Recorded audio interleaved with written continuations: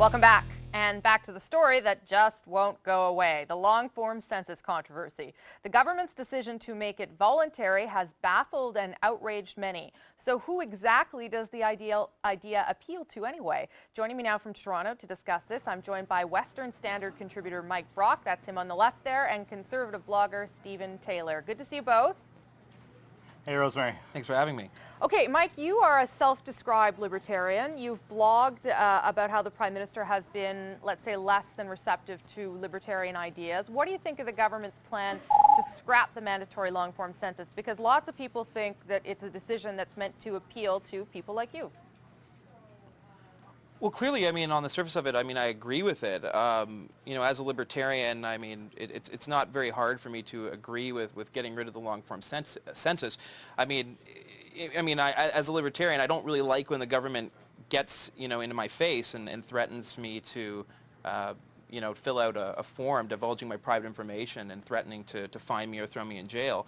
But I mean, if the question is whether or not this kind of like, you know, buys the Conservatives' credibility in the eyes of libertarians like myself, I think the answer is no. I mean, this is one positive development in a very long series, I think, of really bad developments for libertarians in this country. So, I mean, yeah, I mean, I can quickly say, yeah, I agree with this, but I mean, as a libertarian, I mean, it's not really buying me back into this conservative movement as it is today. So Stephen Taylor, is that what it's meant to do? Is it meant to try and get people like Mike, who maybe had been critical of, you know, government spending or government deficits, is it meant to try and get them back into the tent? Well, I mean, from everything that I've heard, that this idea came from Stephen Harper himself. I mean, we saw his master's degree supervisor say that this is classic Stephen Harper. So I think that it's not much a nod to the libertarian part of the conservative movement. It's more a reflection of this Prime Minister's libertarian leanings on some of those issues. See, I would take issue with this whole argument that the libertarians are actually part of the conservative movement. I think that's actually kind of a misperception that a lot of people have. Like, there's this idea that libertarians are this like little group of people who are inside this giant conservative movement. And I think that that's actually becoming less and less true. I mean, there's some truth to that in the sense that conservatives have kind of orbited around conservative parties, particularly in the US and Canada, for a very long time. But I mean, I think we really need to break with this perception that libertarians like are part of this conservative movement. We have these agreements with conservatives on things like low taxes and smaller government, less regulation, and more freedom. But, you know, there's also other things that libertarians are concerned about. I mean, this census issue is one that, you know, we can get on board with. But, I mean, I take issue with this whole idea that libertarians are part of conservatism. That's actually not true. What do you say to that, Well, the Stephen? conservative movement and the Conservative Party are, of course, two separate things. Mm-hmm. You know, your big C is your proper noun conservative, which is a party member, and your small c is your ideological movement conservative.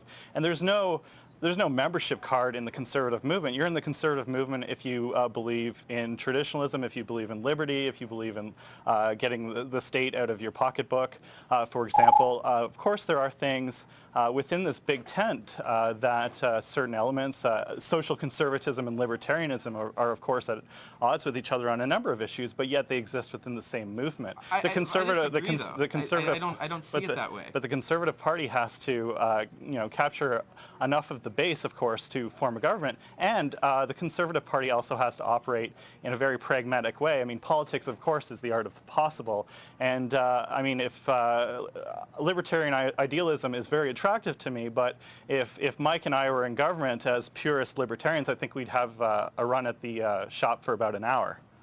So Mike, go ahead, Mike. No, you go ahead, Rosemary.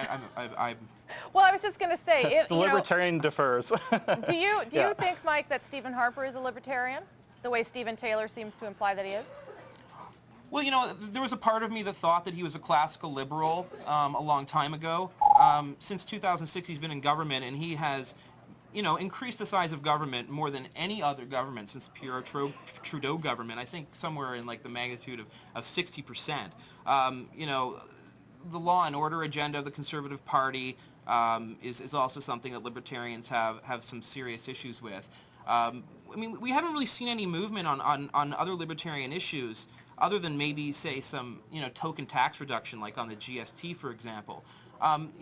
Libertarians, I mean, we care about lower taxes, but like I've been trying to say, a libertarian is not synonymous with fiscal conservative. It's not the same thing. Us conservatives, we care about things like due process rights, which is something that, I'm really worried were trampled on during the G20 summit here in Toronto. We don't really see, much concern coming from the conservative movement on things like that. I mean, libertarians are concerned with the power of the state trampling over individual liberty. Well, let me just jump in here and say that for example, on party finance reform, many Canadians were very surprised to learn that every party gets $2 per vote. And as a libertarian, I'm sure Mike would agree that when this measure or suggestion to scrap that party welfare came out, we were very excited and we were looking into it. But then we found out that the very real minority parliament came into being, and we found that the opposition parties coalesced, if you will, around blocking that measure. And of course, while you might have a libertarian ideal, you still have to operate within the confines of... You're not honestly saying that issue was because they were coming at it from a libertarian ideal, and as opposed to being self-serving, given the situation that the Conservatives had the largest donorship base. I mean, yeah, I agree with you in principle, but I mean, at some level, you need to ask what are the motivations for doing these things. Well, libertarian motivations are about individual liberty and freedom. Sure, so sure, I don't disagree. You want to talk about self-serving? Well, yeah. Of course, politics is, measures by political parties will be, of course, in the public interest and their own interest. It's going to be a mix of what they can accomplish. Politics is going to be not this idealist version. Politics is the art of the possible. Okay, Mike, let me ask you, if the census is something that getting rid of the long-form census is something you think is a good idea, what could Stephen Harper do to attract more libertarians and to get more support from people like yourself? Well, I think he has support from libertarians on this one issue. It's just that this one issue alone doesn't really solve all of the damage, or repair the damage, I should say, that Stephen Harper has caused, in terms of the relationship between the libertarians and the conservatives. I mean, this doesn't really do anything to address all these other transgressions that have occurred. I mean, like, we have issues with foreign policy, with the war on drugs, the law and order issues. These are all major issues in the libertarian mindset. These are and very serious issues. I mean, these are issues that come to, in terms of people being denied their basic liberty, people being thrown in jail for, ingesting, drugs and what one could argue are victimless crimes. These are important issues for libertarians, and something that Stephen Harper has been, on the other side of. And at some level, we haven't really seen any movement on even the economic issues that we were promised. The libertarians bought into this whole conservative movement on economic grounds. I think Mike needs to, libertarians like Mike need to stop looking at what is happening at street level and go up to 30,000 feet like libertarians like myself. This government has accomplished, has prevented a national child care program from coming in. So Stephen, did you say you were a libertarian too? Yes. Okay, because it's confusing, because you seem to be on opposite ends of the spectrum, but you also consider yourself a libertarian. Well, this is a debate among sort of the broad tent of libertarianism, I suppose. If you want to keep parsing down into it, I mean, I might hold a different definition of libertarianism than Stephen. I believe in freedom. I believe in liberty. I believe in a climate of low taxation. I believe in a climate that encourages free enterprise. I believe in choice in childcare. I believe in eliminating party welfare. I mean, I have a checklist of things that increase the liberty for this country. Mike might have a separate checklist, but if you put those two checklists together, Mike might have his issues, I might have my issues, but they're both for seeking greater individual responsibility and freedom in this country. But Stephen, let me ask you, when you hear someone like Mike say that this isn't enough to bring us into the tent, do you not think then that the Prime Minister's move to scrap the mandatory long-form census maybe wasn't worth it, because it's not getting him any extra support from the people that maybe he was trying to get? Well, politicians, they won't always do things that are, politicians will do what's right as well. I mean, I'm sure Stephen Harper saw that this was the right thing to do, and as a nod to that libertarian base of the conservative movement.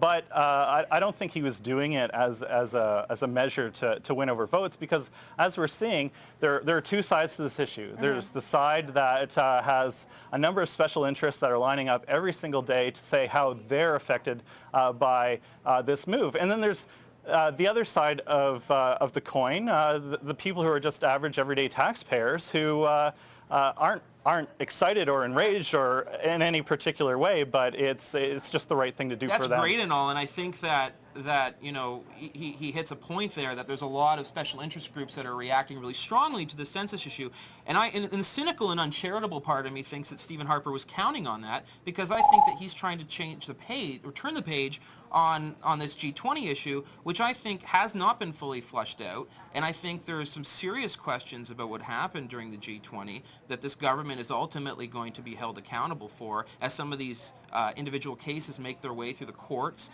and some of these individual commissions and organizations. Let me touch on that. The G20, of course, is a conservative prime minister and a liberal provincial government, which enacted the Public Works Production Act, and a police service under the guidance of NDP Mayor David Miller. I already don't expect David Miller and Dalton McGuinty to be libertarian. So, but I'm just saying that those that executed the G20 plan, of course, were at the provincial level, under the legal framework, and under the municipal level, under the enforcement of the law. And of course, I've made that argument before, and if you've read what I've written on this issue, you'd see that I have actually put blame in all three camps. So I'm not being inconsistent or overbearingly obsessed with the Conservatives on this issue. But I mean, I think that there is a large amount of blame to come down the federal government, and I think they're trying to turn the page. And I think that they were expecting this. I mean, this is a smart tactician. This is a smart tactician, Stephen Harper. He knew that these special interest groups have a lot of skin in the game on this census data,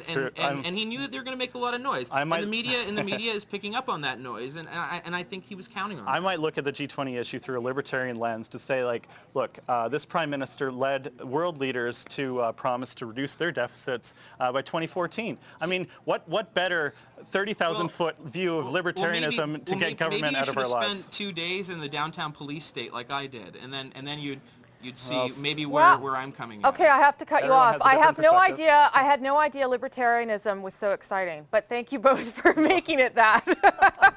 Thanks to Mike Brock and Stephen Taylor. Good to see you both. Thanks, Rosemary. Okay, there's lots more to come on PNP.